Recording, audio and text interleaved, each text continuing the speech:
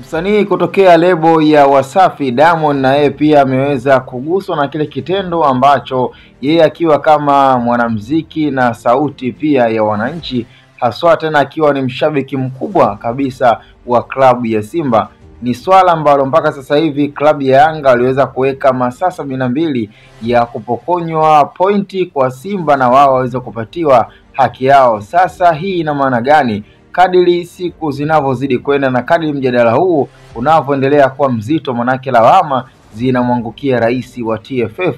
Sasa kuanzia msanii Baba Levo na wasanii kutokea lebo ya Wasafi ambao pia na wao waliweza kuungana kwenye mchakato mzima wa kwa nini dabi iliweza kuahirishwa. Ni swala ambalo pia limeweza kwenda zaidi baada ya mashabiki kuweza kulalamika kwa wingi sana. Kwa hiyo imekuwa ni taarifa ambayo kila mmoja na yeye akawa anaitolea ufafanuzi na kutaka kujua kwamba ni shida gani, licha kwamba asilimia kubwa ya wasanii ambao wamekuwa ni mashabiki na wapenzi kabisa wa soka, wengi wamekosewa kabisa na wameweza kuona kabisa kwamba rais wa TFF pamoja pia na bodi ya ligi wametukosea sana. Na sio tu kwa wasanii bali pia hata mashabiki ambao walipoteza gharama zao, walipoteza muda, na hata pia klabu zilizo kufanya maandalizi, pamoja pia na hata wale wadhamini wakuu katika upande mzima wa kuonyesha pia mtanange huu ambao ni Azam TV, na wao pia wakiweza kupata changamoto na kuweza kuingia hasara kubwa sana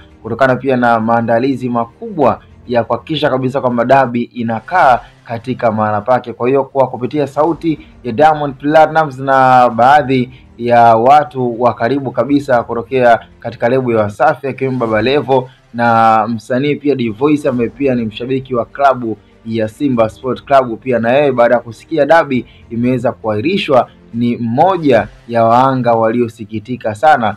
Na nafikiri watu wameweza kwenda mbali baada ya kwanza kuona zile reaction kutoka kwa mashabiki, kwa sababu imefikia hatua mashabiki wakawa wanamtaka rais wa TFF aweze kujiuzuru kutokana na changamoto iliyoweza kujitokeza. Na kama unavyojua, unaambiwa kosa sio kosa bali kurudia kosa ndo kosa. Sasa kwa upande wa wananchi ambao wameamua kuliona hilo ni swala ambalo limekuwa likijirudia na hakuna umakini unaoendelea katika bodi ya ligi pamoja pia na rais wa TFF ambaye ni Wallace Karia. Sasa ukiwa kama mdau wa soka lakini pia na mpenzi mfuatiliaji wa channel ya Hotboy Media, je, una jambo gani la kuweza kuzungumza ama kuweza kutoa ushauri na kuhakikisha kabisa kama soka letu la Tanzania linazidi kufika mbali?